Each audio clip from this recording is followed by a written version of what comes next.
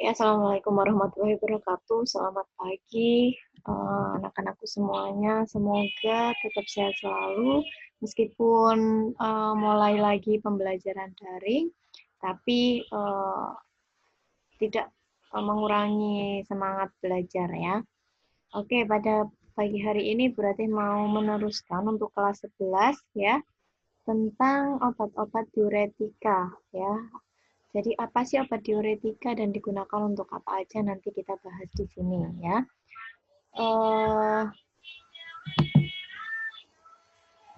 Nah, membahas tentang obat diuretika ya, merupakan adalah obat yang dapat menambah kecepatan pembentukan urin. Jadi intinya obat diuretik itu adalah obat yang biasanya mempercepat keluarnya air urin. Jadi dia tambah cepat pipis seperti itu ya. Kemudian istilah diuresis ini pertama menunjukkan adanya penambahan volume urin yang diproduksi ya. Jadi untuk mempercepat kerja keluarnya urin di dalam tubuh.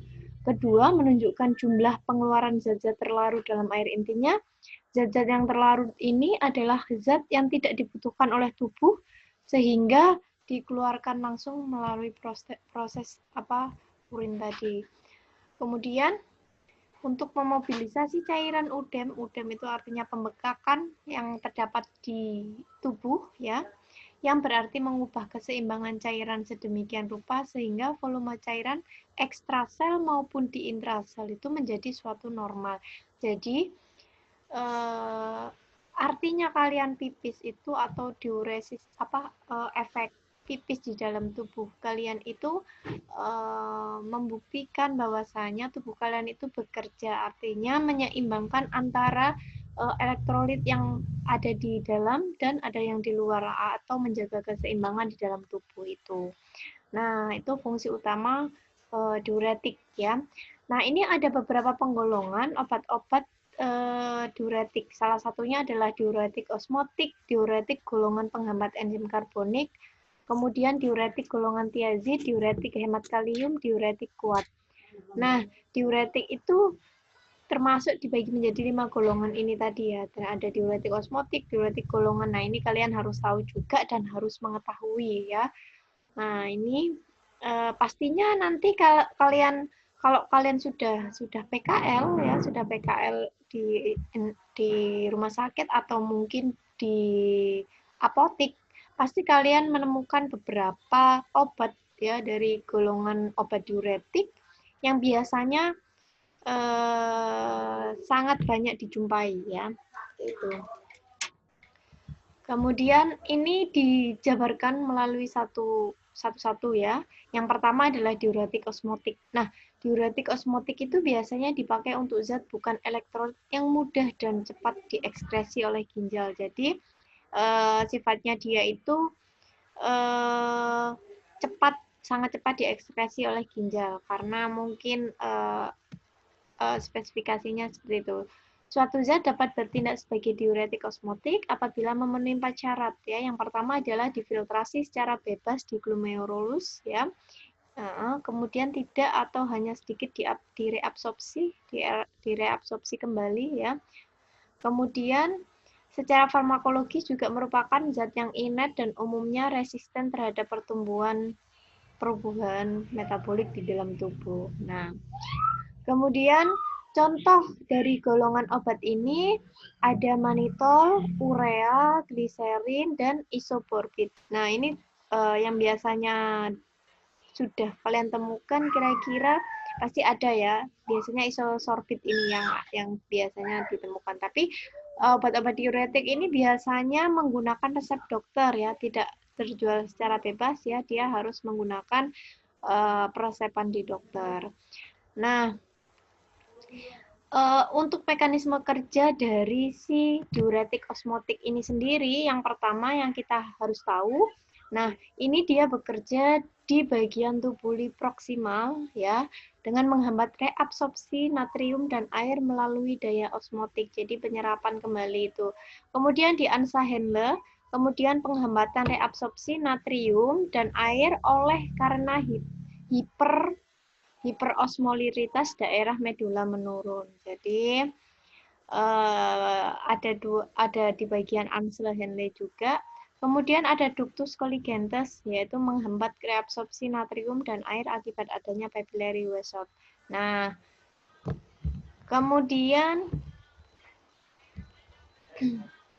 yang kedua, ini golongan obat kedua yaitu penghambat karbonik anhidrase ya. Kemudian karbonik anhidrase ini merupakan enzim yang mengkatalis atau mempercepat adanya suatu reaksi ya. Jadi atom karbon ditambah dengan hidrok ya. Kemudian hasilnya itu enzim ini dapat dihambat dengan aktivitasnya oleh yang pertama ya. Nah, jadi obat ini tidak boleh dapat dihambat dengan adanya senyawa-senyawa seperti sianida, asida, dan sulfida. Kemudian turunan dari atau derivat ya, derivat itu adalah turunan dari derivat sulfonamid yang juga dapat menghambat kerja enzim.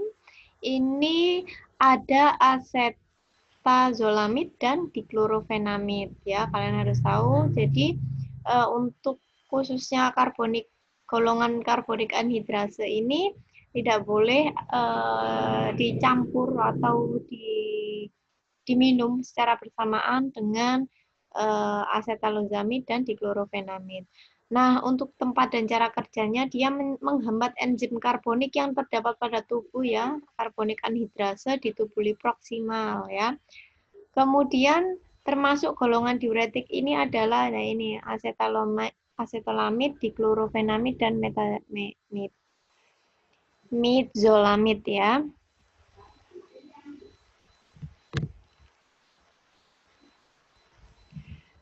Kemudian ini beberapa contoh untuk obat bentoziaid ya, benzodiazid ya, dari derivat tiazid juga ada hidroklor.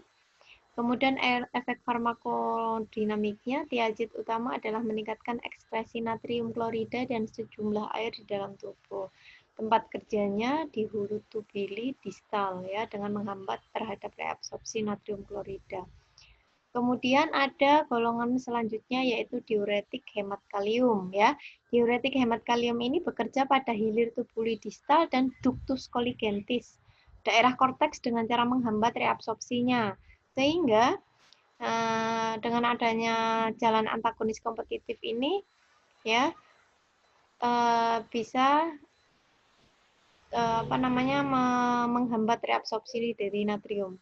Kemudian ada antagonis aldosteron ya, aldosteron atau mineral kortikoid. Peranan utamanya adalah memperbesar juga reabsorpsi natrium dan klorida. Mekanisme kerjanya yaitu menghambat secara kompetitif terhadap aldosteron. Nah, ini ada triamteran dan amilorid ya. Ini memperbesar ekspresi natrium dan klorida ya. Efek penghambatannya juga sama sebenarnya ya. Dia mereabsorpsi natrium dan klorida. Cuma yang membedakan antara golongan satu dengan golongan lain itu adalah di bagian penyerapan dari atau reabsorpsi dari natriumnya. Nah, ini ya tempat dan cara kerjanya, dia menghambat reabsorpsi natrium dan sekresi kalium. Nah, ini yang biasanya sering dijumpai yaitu adalah diuretik kuat ya, atau high salic diuretik ya. Ini adalah tempat utamanya di bagian epitel tebal ya, dia di bagian Ansa-Henle. Kemudian kelompok ini disebut juga sebagai loop diuretics ya. Ini sangat-sangat kuat diuretiknya, termasuk dalam kelompok ini adalah asam etakinat, furosemid ya. Furosemid ini sudah sangat sering sekali dijumpai di apotek juga ya, tapi saya harapkan ini dengan resep dokter juga. Kemudian ada bumetanid ya, mekanismenya adalah hampir sama dengan tiazid ya. Kemudian tempat cara kerja diuretik, ya tadi disebutkan seperti tiazid ya, di Ansa-Henle, bagian ascendant pada bagian epitel tebal dengan penghambatan terhadap transport elektrolit natrium, kalium, dan klorida. Nah, Ini beberapa yang digunakan tadi ada xanthin juga ya, mempunyai efek diuretis secara stimulansia pada fungsi jantung. Jadi sebenarnya diuretik ini adalah obat-obatan yang biasanya dikombinasikan oleh penyakit hipertensi ya, hipertensi, obat jantung dan sebagainya. Nah, ini ya penggunaannya beberapa yang penggunaan dari obat diuretik itu adalah obat-obat kombinasi, nggak berdiri sendiri ya. Hipertensi itu mengurangi volume darah seluruhnya hingga tekanan tensinya menurun. Nah, ini yang diambil atau obat yang biasa digunakan adalah thiazid. Kemudian obat diuretik bisa juga digunakan sebagai gagal jantung atau decompensation cardis ya. Kemudian bercirikan peredaran tak sempurna lagi dan terdapat cairan berlebih di jaringan sehingga dibutuhkan obat yang bisa mengeluarkan elektrolit itu di dalam tubuhnya ya. Kemudian yang digunakan biasanya adalah diuretik kuat seperti furosemid dan sebagainya. Nah, ini penggunaan yang lain bisa menggunakan udem paru akut, sindrom nefrolitik ya, payah ginjal jantung, ya penyakit hati. Jadi ada yang bagian organ-organ yang mungkin sangat vital di dalam tubuh, biasanya dia dikombinasikan dengan obat-obat dari diuretik. Ya, salah satunya ya tadi ya hipertensi dan jantung. Nah ini beberapa yang biasanya. Nah, tetapi yang perlu diwaspadai juga bahwasanya obat-obat diuretik itu memiliki side effect atau efek samping. Salah satunya apa? Hipokalemia ya, hiperurikemia ya, jelas ya hiperurikemia karena volume akan berlebih. Kemudian ada hiperglikemia, nah, akan menimbulkan kenaikan kadar gula dalam darah. Kemudian juga yang disebutkan di sini ada hiperlipid ya, mungkin nggak sembuh juga hiperlipidnya. Kemudian, nah ini interaksi yang perlu diwaspadai bahwasanya dia tidak boleh diminum dengan obat-obat tertentu.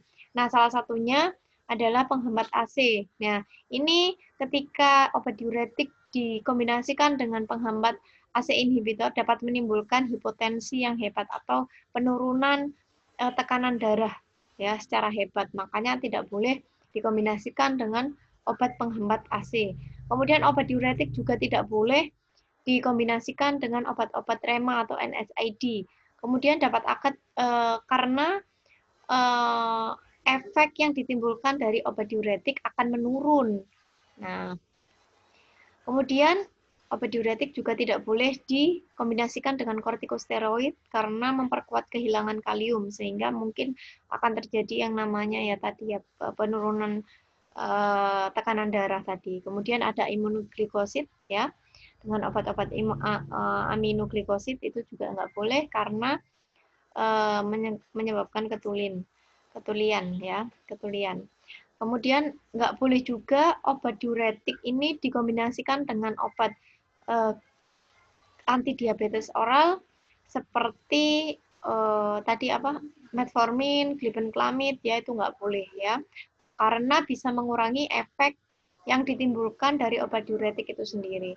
Nah seperti itu ya. Oke, kurang lebihnya seperti itu. Ini sebenarnya saya review sedikit ya. Saya review sebenarnya untuk obat diuretik ini karena sudah terlalu lama nggak buka lagi ya. Jadi saya review lagi untuk obat-obat diuretik ini. Kemudian nanti insya Allah kalian bisa langsung di Google Classroom untuk mengerjakan penugasan. Kemudian tugasnya adalah bisa mereview apa yang bisa kalian tangkap dari pembelajaran hari ini, kemudian dituliskan di Google Classroom. Ya, terima kasih untuk hari ini. Semoga ilmunya bermanfaat. Saya akhiri dulu. Wassalamualaikum warahmatullahi wabarakatuh.